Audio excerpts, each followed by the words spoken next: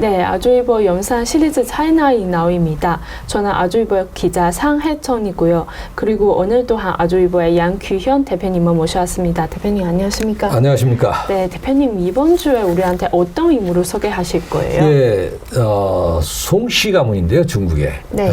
승주원이라는 인물인데, 승주원은 제가 여기서 소개를 한 2번 했던 분인데, 승자수의 큰아들입니다. 네. 승자수는 이미 승아이링, 승칭링, 그 다음에 승메이링.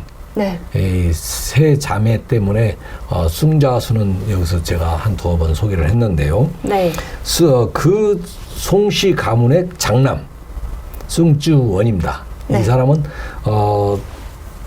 설명을 하면 나오겠지만은 지난번에 소개했을 때 승치링은 송골의 부인, 네. 승메이링은 장제스의 부인. 네.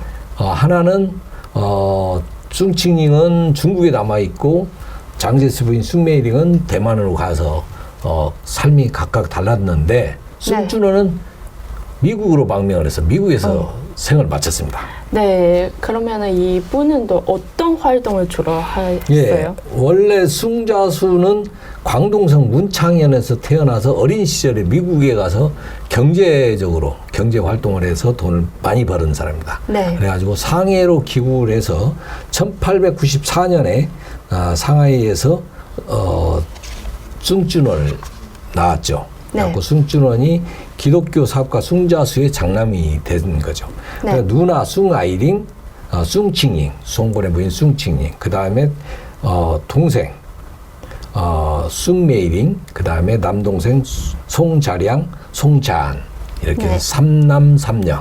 네. 예, 그래서 승진원은 상하이 성요한 대학교를 다니다가 미국으로 유학을 가서 하버드 대학교 경제학과를 졸업한 재원입니다. 네. 대학교 졸업 후에 콜롬비아 대학에서 박사학위를 따기 전까지 시티은행에서 견습공으로 은행 업무를 보았습니다. 하지만 아버지 승자수가 순원과 각별한 사이였기 때문에 네. 박사학위를 받고 중국으로 귀국했을 때 바로 순원의 영문비서가 되었습니다. 네. 그러다 1925년 국민의 정부가 정식으로 출범함에 따라서 국민의 정부 주석 왕징의회에 의해서 중앙은행 은행장으로 31살에 임명이 됩니다. 그리고 32살 된 해에 재정부장 겸 국민정부 위원으로 충원이 됐고요.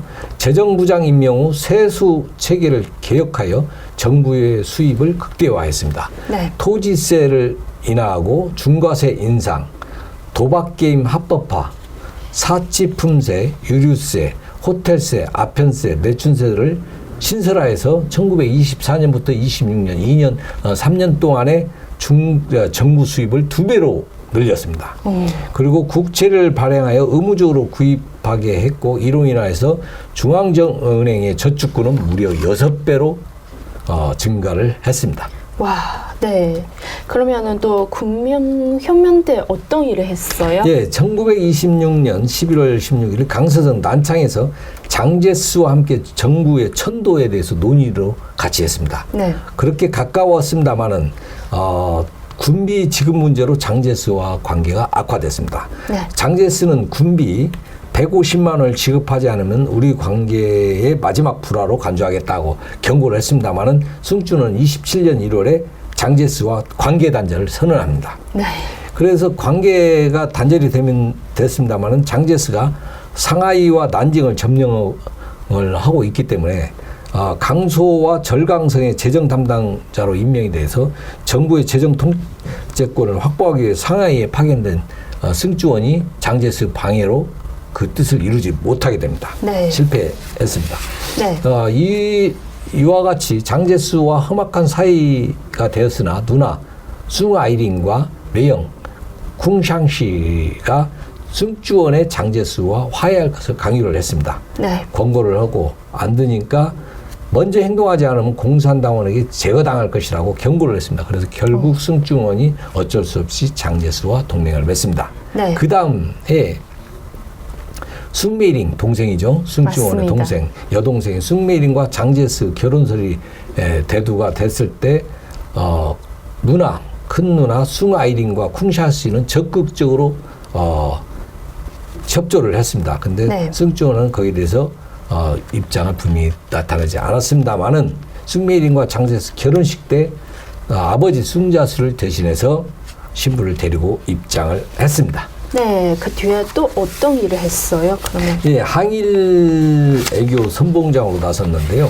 1931년 만주 사변이 발생하자 주중 일본 공사 시게미츠 마모루와 교섭하여 중일 양국이 참여한 위원회 조직을 제의를 했습니다. 네. 그때 시대하라 기주로 외상은 이에 대해 찬성의 뜻을 보였으나 순주원이 일본군의 철병 전에는 일본이 철병하지 않으면 위원회 조직을 할 수 없다고 위원회 설치 제안을 처리하면서 무산되었습니다. 네. 그리고 상하이 사변이 격렬해지자 주중 독일 군사 고문단에게 훈련받은 제5군을 파견하자고 주장했고 미국 기자와 인터뷰에서 일본에 저항하기 위해서는 중국 공산당이나 소련과도 손잡을 수 있다고 경고를 했습니다. 네. 그래서 32년 만주 해관이 송금 중단 사태를 놓고 미국 국무장관 헨리 스팀슨 주중 영국공사 존슨과 함께 공동 대응을 추구했으며 국제연맹에 이를 제기를 했습니다. 네. 미국은 순주원에게 만주국과 실제적 협정을 체결할 것을 권유했습니다. 만주국을 인정하라는 얘기죠, 미국이. 맞습니다. 그리고 거기에 대해서 순주원은 만주국은 인정할 수 없다. 네. 그래서 어떠한 행동도 거부를 했고 이로 인해 영미로부터 선견지명이 없다고 비합리적이다고 비판까지 받았습니다.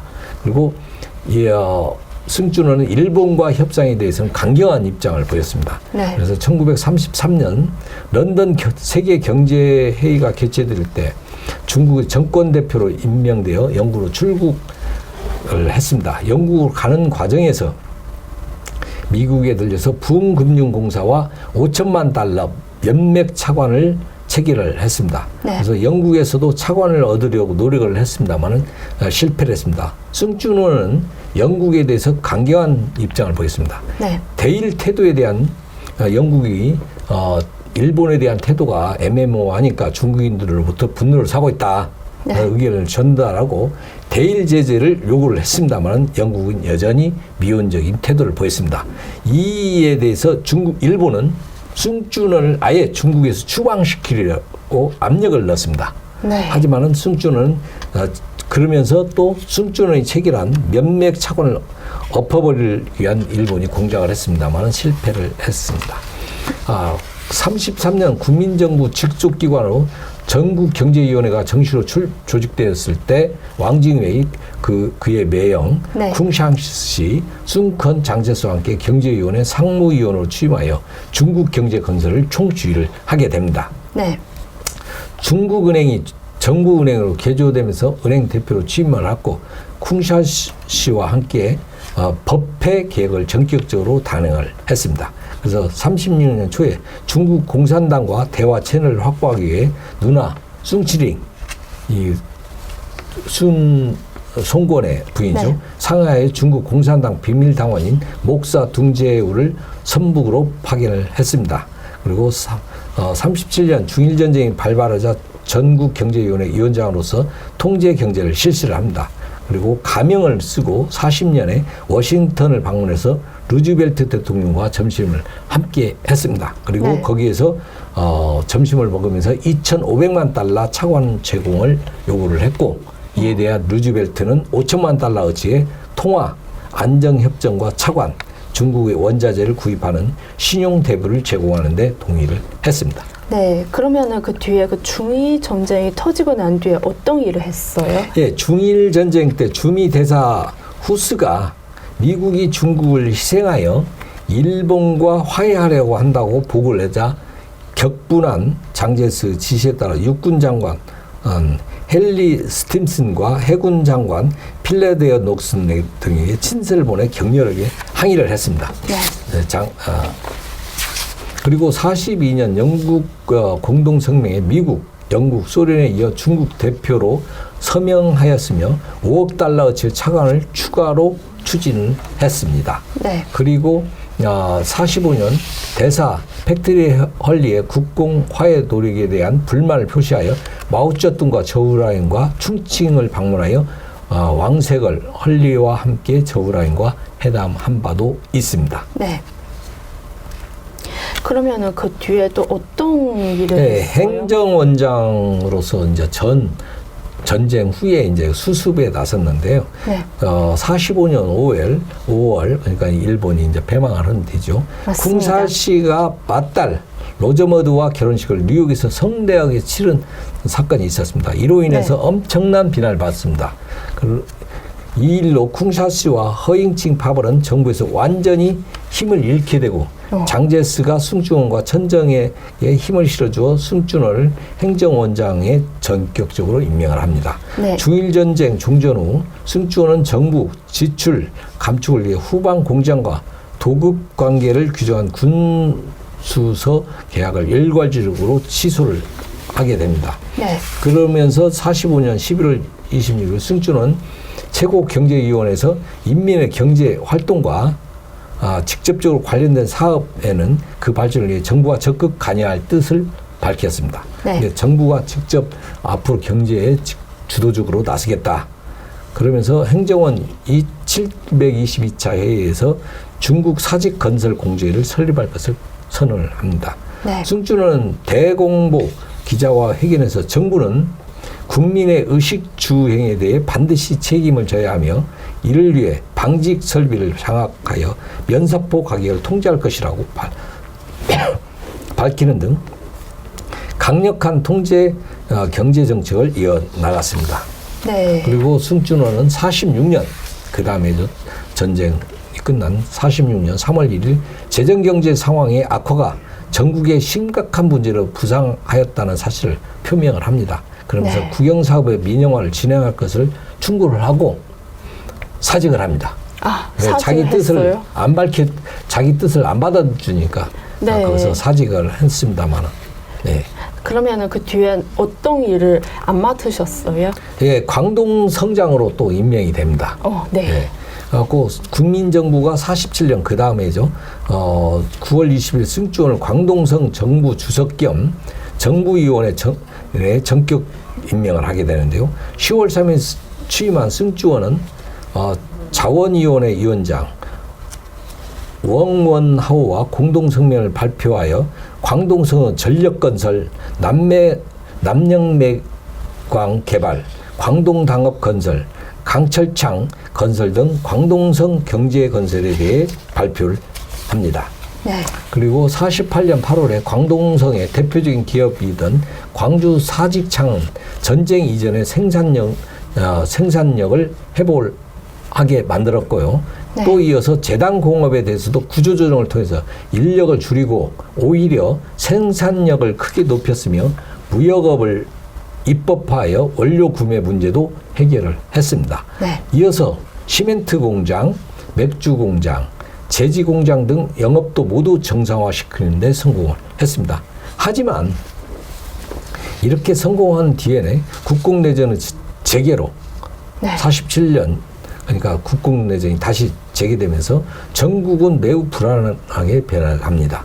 승준원은 금원권 계획에 대해 처음부터 비현실적이라는 이유로 반대를 했습니다마는 네. 48년 12월 기어이 재정경제 긴급처분령이 내려지자 광저우 독찰로로 임명이 됐습니다마는 네. 상하이 자본가들을 강경히 두들겨 팬 장찐거와는 달리 이 정책이 비현실적이라고 여겼기 때문에 별로 성의를 보이지 않았습니다. 네. 이후 내전이 중국 공산당과 국민정부죠. 맞습니다. 내전이 악화되다 승준원은 광동성 주석직에 사직을 제출합니다. 네. 그 다음 바로 그의 장제스가 승주원 사임을 비준을 했는데요. 49년 1월 24일 승주원은 광저우에서 고별 연설을 행하며 자신의 정치 생애는 끝났다. 네. 광동성에 자신의 건설이 실적이 많다고 자부하는 연설을 남기고 미국으로 떠나버립니다. 네. 승준원이 남긴 공업유산은 모두 중국 공산당이 접수하여 중화인민공화국 건국 이후 빠르게 재건되어 중국 중화인민공화국 경제발전의 밑거름이 됐다는 얘기입니다. 네. 그러면은 그 이후에도 중국을 다시 돌아오지 않았어요? 예. 국부 천대 과정에 승주원은 대만 이주를 거부를 했습니다. 장제스가 이제 대만으로 도망을 갈 때 같이 네. 가자고 했는데 거부를 했고요. 그 거부는 뭐 그의 큰 두 번째 누나 숭칭닝도 거부를 했지 않습니까? 네, 맞습니다. 그래서 숭칭닝은 중국 중화인민공화국에서 생을 마감을 했고 네. 그의 동생 숭메이링도 대만에서 생을 마감해서 두 자매는 끝내 보지를 못했죠. 그런데 네. 숭쭈어는 이주를 거부하면서 당시 영국령이었던 홍콩을 거쳐서 파리로 떠났다가 파리에서 미국으로 망명을 했습니다. 네. 그 뒤에 중국 공산당 중화인민공화국에서는 숭쭈언을 4대 가족의 일원이자 추악한 내판, 봉건, 관료 자본가로 매도를 하였습니다. 네. 이를 주도한 인물이 바로 마오쩌둥의 대필 작가이자 중국 공산당의 일원가인 첨보다입니다. 첨보다도 여기서 한번 소개를 했죠. 네, 맞습니다. 뉴욕에 거주하던 숭쭈언은 1971년 샌프란시스코에서 생을 마감을 합니다. 네. 그의 유품 등은 후보 연구소에 기증되어 사료화되었고요.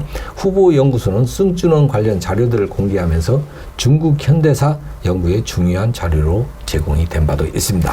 네. 하지만 중국 공산당은 이렇게 비판적으로 평가를 했습니다마는 1985년 충칭에서 열린 항전 시기 대후방 경제학술회의에서 마오쩌둥과 첨보다가 제시한 관료 자본이란 용어와 개념이 부적절한 통속 명칭임을 인정을 했습니다. 잘못을 인정하는 거죠. 네. 그래서 숭쭈언은 항전에 기여한 민족 자본가이며 후방의 경제 건설과 항전의 물질적 기초를 조성한 공이 있다고 평가를 해서 긍정적인 평가를 중국 공산당으로부터 받았습니다. 그래서 네. 그 중국의 그 유명한 집안이라고 일컬어지는 그 송씨 집안 중의 인물, 여기에서 6남매 중에 거의 3남매는 구체적으로 소개를 했고요. 네. 큰 딸 숭아이링은 경제를 돈을 쫓아간 딸, 권력을 쫓은 숭치링과 숭메이링 네. 이렇게 전해지고, 동생 숭쭈언은 경제인으로서 살다가 생을 마감한 것으로 송가 집안에서는 평을 하면 될 것 같습니다.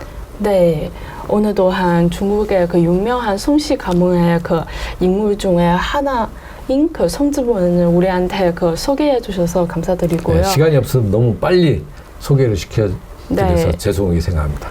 네, 그리고 이상 오늘의 차이나인나 마치겠습니다. 시청해 주셔서 감사드립니다.